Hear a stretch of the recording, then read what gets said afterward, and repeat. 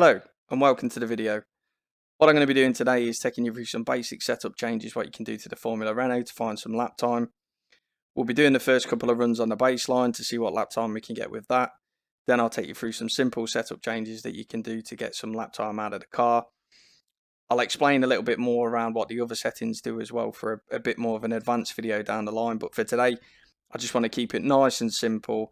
We're going to focus on tyre pressures, aero and ride height, and see little changes what we do to these, how we can reduce our lap time considerably and get a lot faster at the track. I'll be talking through what the feeling of the car and the characteristics and taking you through that, and obviously explaining as I'm going around the lap. So let's get into it. So what we're going to do, go to the garage, we're going to load up the Iracing baseline to start with. Click that, click done. Get comfortable in the car. I am running VR, so apologies if the picture quality is not great, but do stick with me. So what we're going to do, drop it into first, exit the pits, accelerate out the pit lane.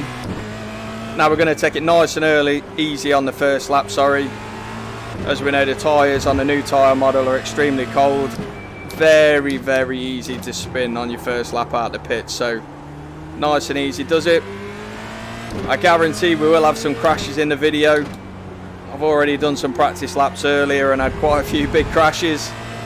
Nobody's perfect, but we'll try and keep them to a minimum if we can. So accelerating onto the straight.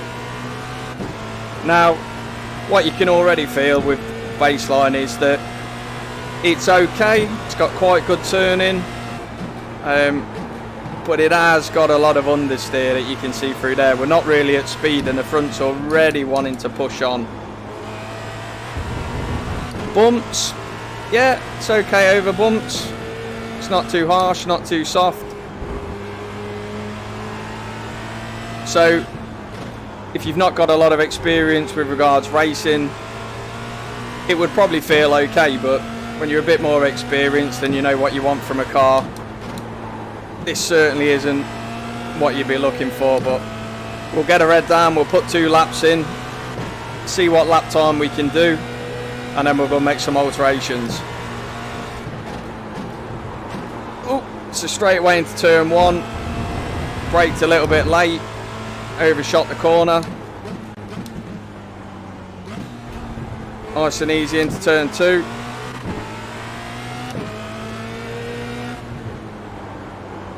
I can already feel that understeer is just zapping lap time off me.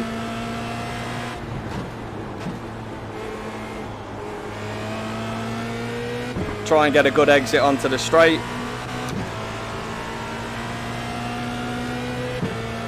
Now I did run some laps earlier, so I know my best then was a 22.9, so we'll see what we can get out of it. Now I've had a few more in.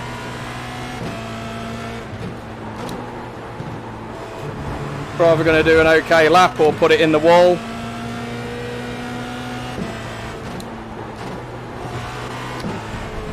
Oh.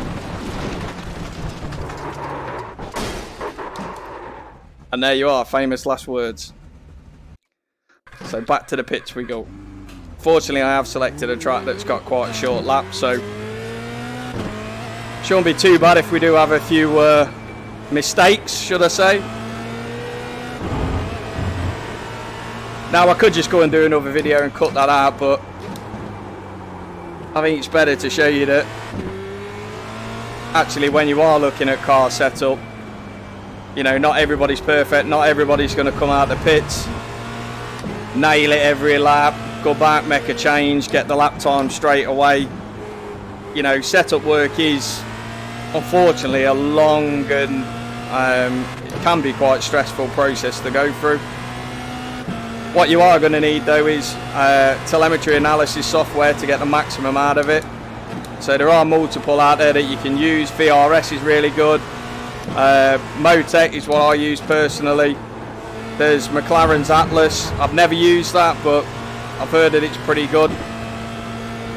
but you're going to want some kind of telemetry analysis so you can really delve into the detail to understand what the changes to the car are actually doing. I mean, don't get me wrong, you could get quite fast just playing around with a car, and there's no substitute for lap time, so providing you're making changes in the lap times reducing, then you're going in the right direction. But personally, I think telemetry analysis is the best way to do it. Oh, just that understeer again, wanting to try and push us off.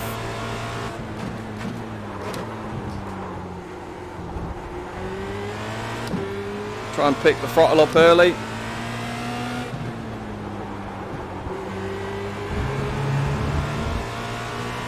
You can use as much exit there as you like.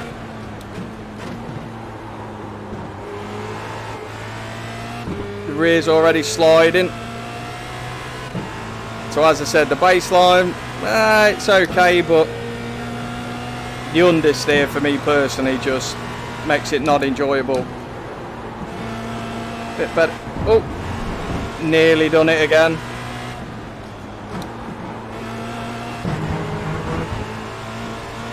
So as you can see, car's just not giving me the confidence what I need.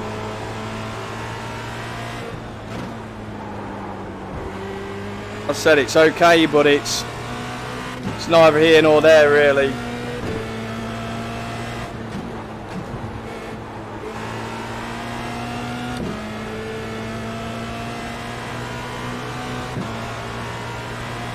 So over the line.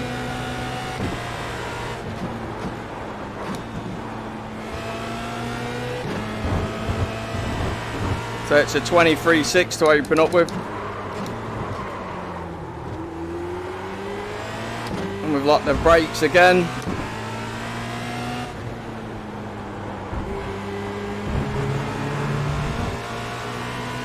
As I say, because it's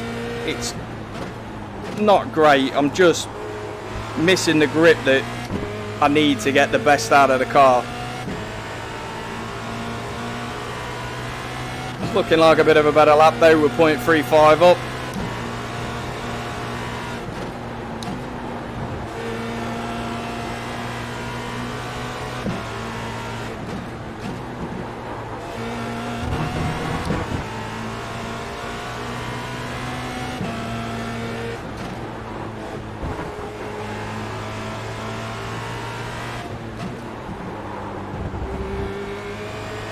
It is sliding quite a lot when we're going around the track, so not giving me much confidence.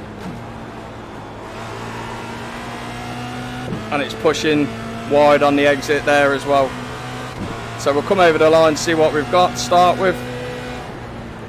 So it's a 22.8, so not too bad of a lap, but we can certainly go a lot faster. So we'll go back to the pits. Just pause the video to get the sound off. So the Formula Renault car, that's the baseline. 22.8 out the box.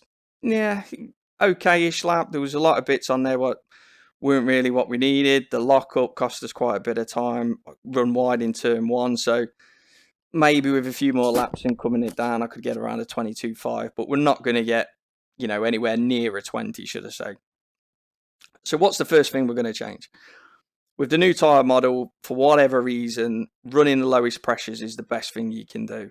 That seems to be the maximum grip you can get, and the maximum lap time that you can get as well, sorry. So first change we're going to do is we're going to drop the tyre pressures. We're also, because we know in conjunction with doing the tyre pressures and looking at the track, it's a high downforce track. Some people can get away with running low downforce here. Me personally, I can't. The fastest way I've found is high downforce. Certainly lets you carry a lot more speed through the back of the track, and corner speed will far outweigh any top speed advantage you get down the back straight. So we're going to crank this all the way up to 31, and 18, get the maximum downforce on there. Now, something that you need to be aware of, the aero calculator. Me personally, I never really used to use this. If I'm honest, I didn't really fully understand what it was telling me. But what this is telling you is, as it quite clearly explains, The front ride height at speed, if it's at 15mm and the rear's at 20, you will get 2.036 points of downforce to 1 point of drag. Now, to try and understand where your ride heights are at speed, you will have to use the telemetry. So if we quickly flick into Motec, so I'll just take the VR headset off. If we click into Motec, and I just open up the last lap, what we did. Hopefully it's in here. 128.4, so that's not the one, unfortunately. See if we can find it. 122.854. So this is the lap what we're after. Now, Motec is really, really good for telemetry analysis. So I'll give you a quick overview of what we've got in here. Now, I got this workbook from the Iracing forums by a guy called Peter Chamberlain. If you want any info on telemetry and how to get about it, what you need to download, go to the Iracing forums, go in the telemetry tabs and read everything that Peter Chamberlain can put on there. Extremely knowledgeable, really easy to follow, definitely worth getting. But within here, if we go back to the one what I've got, the workbook, so we've got tyres, you've got temperatures, you've got derivative of temperatures, you've got evolving temperatures and evolving pressures. Now, I've only done 3 laps, so we've not got a lot of data to look at, but what this is telling us is they start at 21 and they end at, they're about 24, should we say, on average by the end of lap 3. If you drag this out and do a few more laps, it's about 3 laps for the pressures to get where they need to be. They kind of stabilise after 3 laps. Same with the temperatures as well. The average, if we get to the end of lap 1, we're around 50. Then we're looking around 55. And then we're up around the 60 mark by the end of lap 3. You've also got ride height analysis, which I'll take you through in a bit more in depth in a second. You've got suspension, there's damper positions, there's damper histograms, there's FFT dampers, there's the role of how the car's behaving, so rear rocking, etc.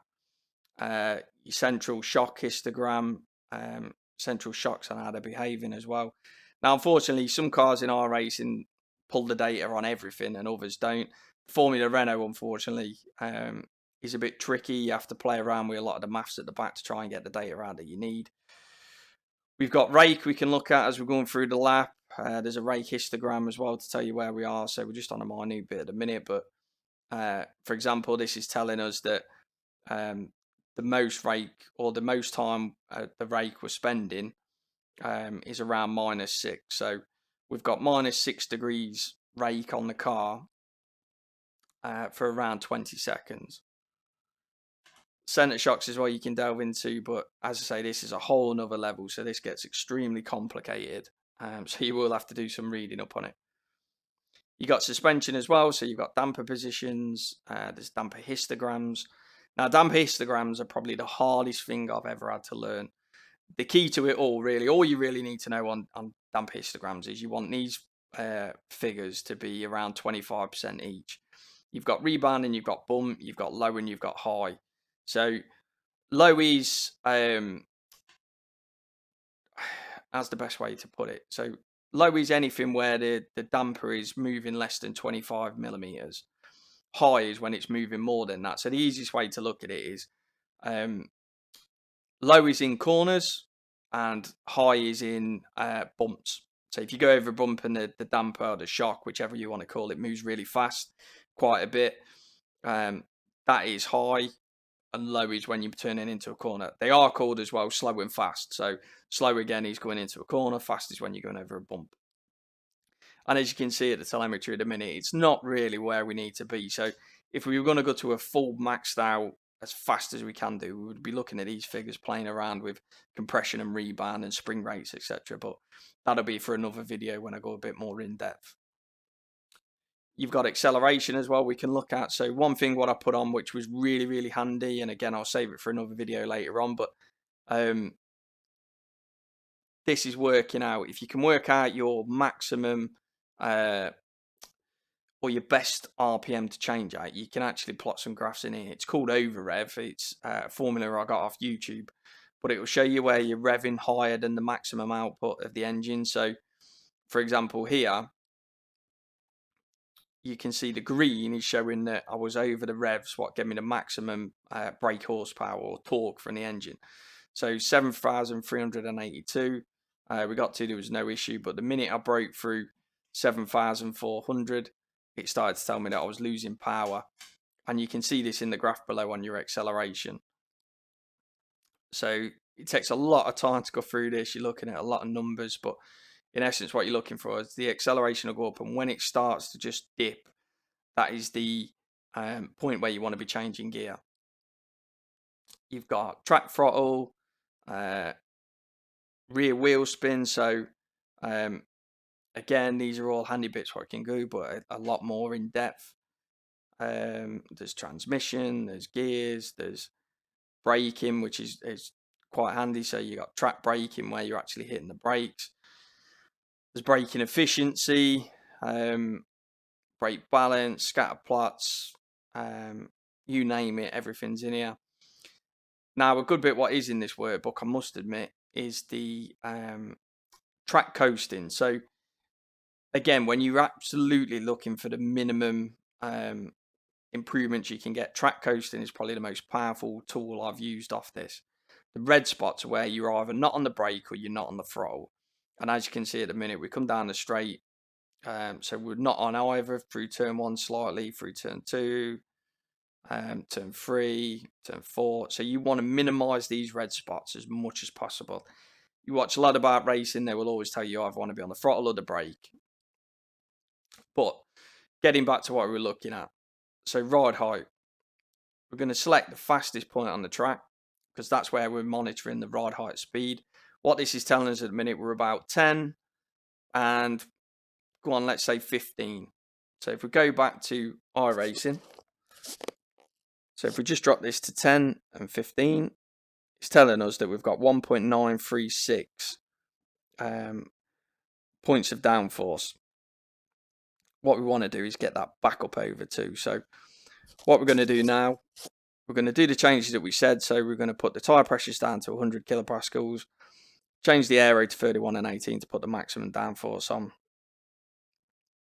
Unfortunately, you will see it's failed. So what we do have to do is go back and put the ride height back to where it was. I know from previously it was 16 and it was 26.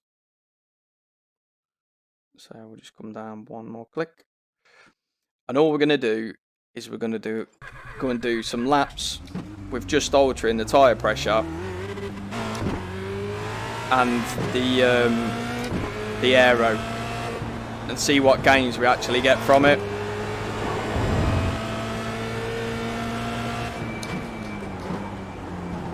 So, and instantly I can already tell that the braking with the lower tyre pressures is significantly better. The front's a lot more positive, so that's a bonus. One thing what you do have though, with the lower tyre pressures, for whatever reason, it's a lot more slippery out the pits. There is significant higher risk of crashing or spinning. So again, take it nice and easy out the pits.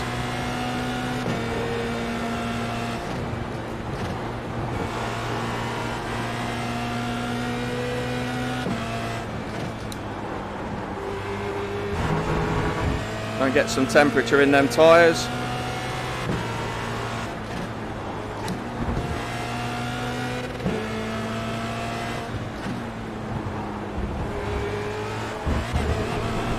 Oh.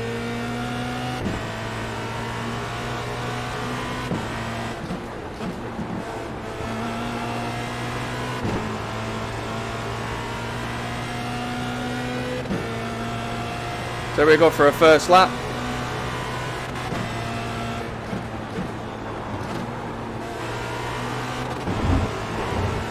Much better through turn 1. Oh, locked up again though.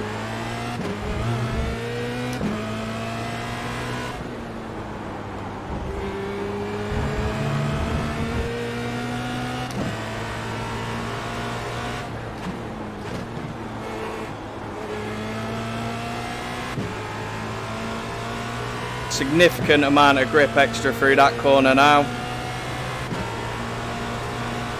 So we're already 0.37 up.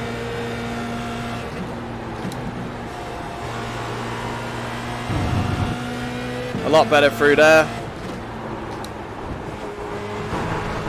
Oh! And as I said earlier, unfortunately, once you start finding lap time and you start pushing, we do have crashes. But we'll recover fast. As I said, it's a very short lap, so it's not going to take us too long to get back to where we needed to be.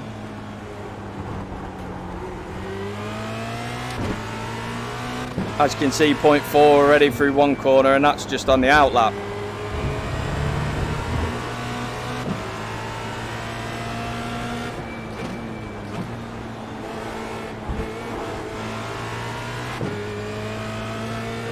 Now, I was saying earlier, setup changes and everything else when you're trying to create one, you do need to prepare yourself that it's going to take quite a while to get used to it. Can get quite exhausting when you try and find them last couple of attempts that you've been looking for, and it also can get quite frustrating when you trying to do a video and keep making mistakes. But hey ho, that's real life for you. Nothing's perfect.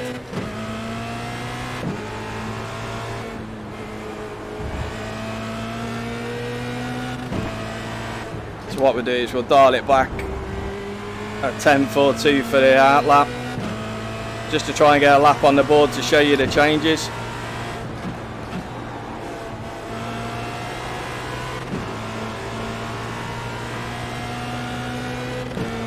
Unfortunately, if you come here looking for someone who's not going to make mistakes, it's probably the wrong video. I'm not too bad, but I'm certainly not someone who's perfect all the time.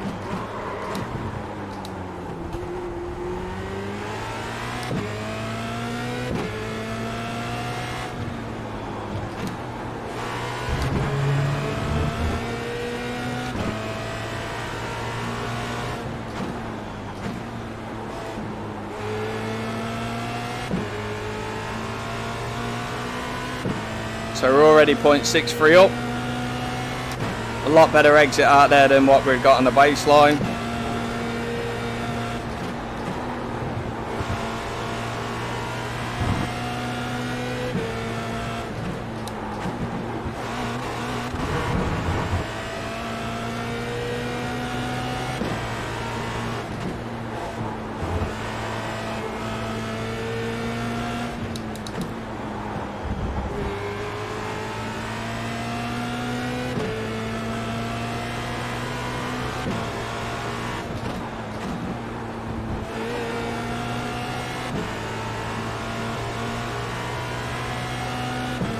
So not a bad lap, and we've took a second off already.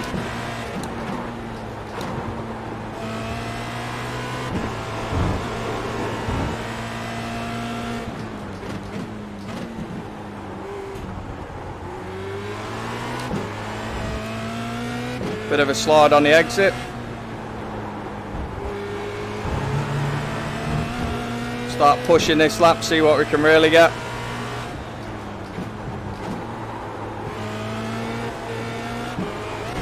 Oh.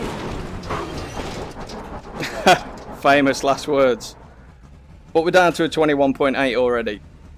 So just through tyre pressures and downforce, we've took a second off already. Now what we will do is we'll go back to the garage. And the next thing what we want to change is the ride height. So what I am getting, unfortunately, is because the ride height stay the same, the downforce is better, the tyre pressures are better, but I'm not getting as much turning as what I would like when I get into the corners. So I know from experience, the first thing I would do now is I would say, right, I'm going to slam that front as low as I can go. And I'm going to crank this ride height up to figures that I know work. So I always aim to try and be 15 and 32, I found to be the best numbers for me. So if I put that to 32, we're just a little bit over. And we're going to slam the front again. So 15 and 32 I found seem to give me the maximum downforce I want from the car. So I've put a lot more rake on it now. So we were 16 and 26, so 10mm of standing still rake. We're now at 15 and 32. So a lot more significant rate we've got on the car. So what's that? 10, 25. So we've got 17mm difference now. Should give us a lot more downforce, give us a lot more grip through the corner and a lot better turning. So I'm going to click done. I'm going to go and do some laps on this as well. See what we can get out of the car now. The aim, it would be nice if we could break into the 20s.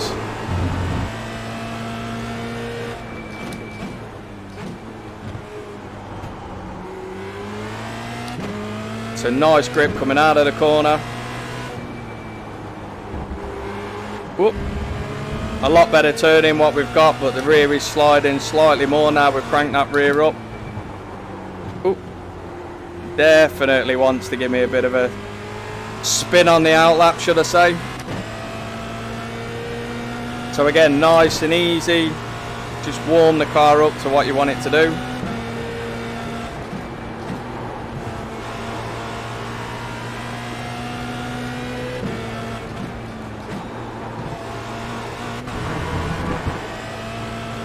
Those two corners that we've just gone through are the key really to getting a fast lap time through this track. This as well. I'm going to try and take maximum speed around this back part of the course. Yes, there's a long straight, but you're not really going to do much passing down there.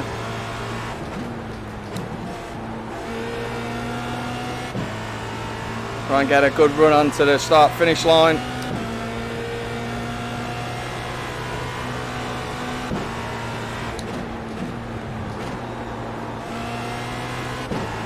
Much better, very early on the throttle.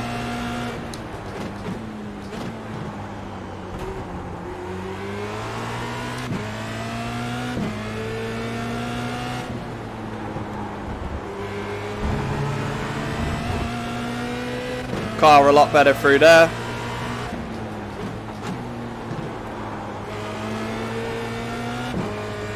Bit of a wiggle on the exits, just going to cost us a bit of speed down the straight. You can see we were 0.24 up on the exit of the corner. We're just losing a little bit.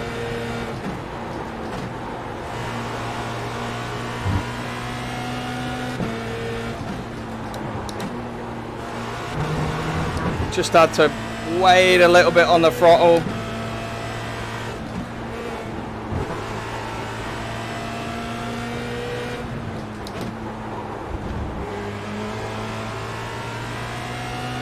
Good run through those corners.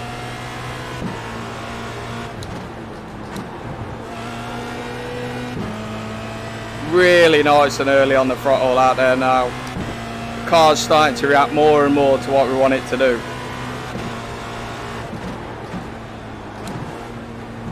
Ooh, bit of a twitch on the way in.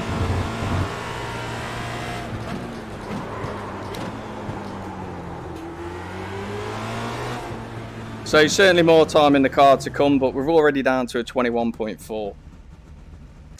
Now, other bits that you can do on the car, there's you can play with the fuel levels if you wanted to. There's the anti-bar.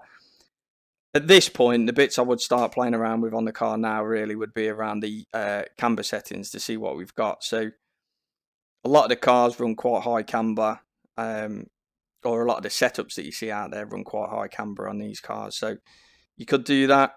That would more than likely get you quite a bit of lap time as well, but it's just going to be experimenting around really. So I'll give you a quick overview of what it is. So you've got spring rate at the top on the front. So 123, 140, 158.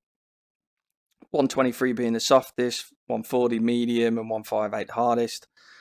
Now, if you don't know, the easiest way to look at the suspension settings are, so you can have both bits soft, which will be a lot better through bumps. It'll give you a lot more mechanical grip, or you can put it to the hardest settings, which will give you a lot more responsiveness, and will help with keeping the ride heights at where they are and more stable on the aerodynamic platform. Depending on what track you're at, you're going to have to work out which settings you want it to be. Coupled with that, if you run the front soft and the rear hard, you will get oversteer. If you run the front hard and the rear soft, you will get understeer. So you need to work out which suspension settings work best for you. If you notice, most cars will run 1 step or maybe 2 steps softer on the front than the rear, just to try and help with that initial turning. Below that, you've got the push rod length, which will just alter the ride height. So, click left to go down, right to go up. Bump stiffness and rebound, I'll cover that on a more in-depth video if there's a bit of appetite for it. But in essence, that just affects how the car's handling over bumps. And as we looked at the telemetry with the slow and fast, or high and low, whichever way you want to look at it.